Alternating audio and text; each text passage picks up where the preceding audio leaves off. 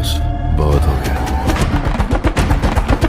তাহলে ভারতের বিগ বাজেটের ফিল্ম কালকি 2898 এডির 4 দিনের বক্স অফিসের খবর কি থাকছে আজকের প্রতিবেদনে। এরপরে থাকছে শাকিব খানের তুফান মুভির 14 দিনের বক্স অফিস কালেকশনের খবর।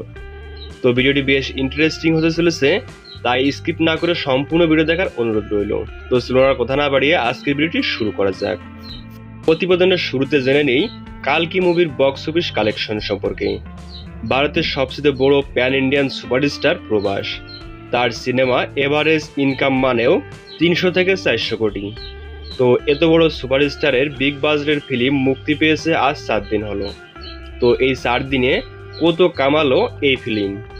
600 কোটি বাজেটের এই ফিল্ম 3 দিনে বক্স অফিস কালেকশন করে 415 কোটি এবং চতুর্থ দিনে এসে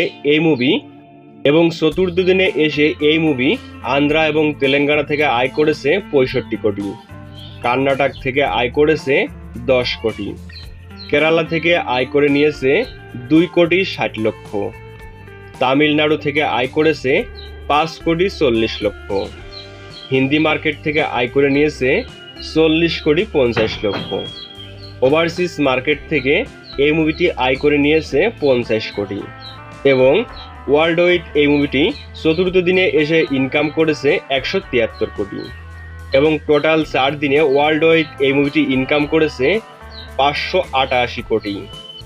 আর মাত্র একদিনের মধ্যেই এই মুভিটি আশা করি লাভের মুখ দেখবে।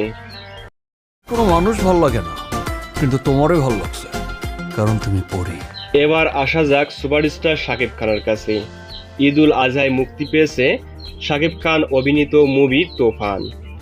10 কোটি বাজেটের এই মুভি 14 দিনে কেমন ইনকাম করলো চলুন জেনে নিই।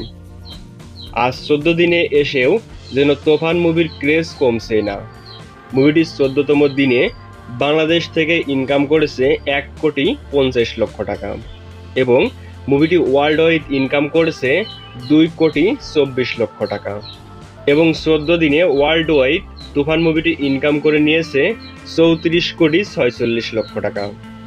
তো যাই হোক বন্ধুরা, আমাদের আজকের ভিডিও কেমন লাগছে অবশ্যই কমেন্ট করে জানাবেন। আর এইরকম ভিডিও রোজ পেতে আমাদের চ্যানেলকে সাবস্ক্রাইব করে আমাদের সাথেই থাকবেন। ধন্যবাদ।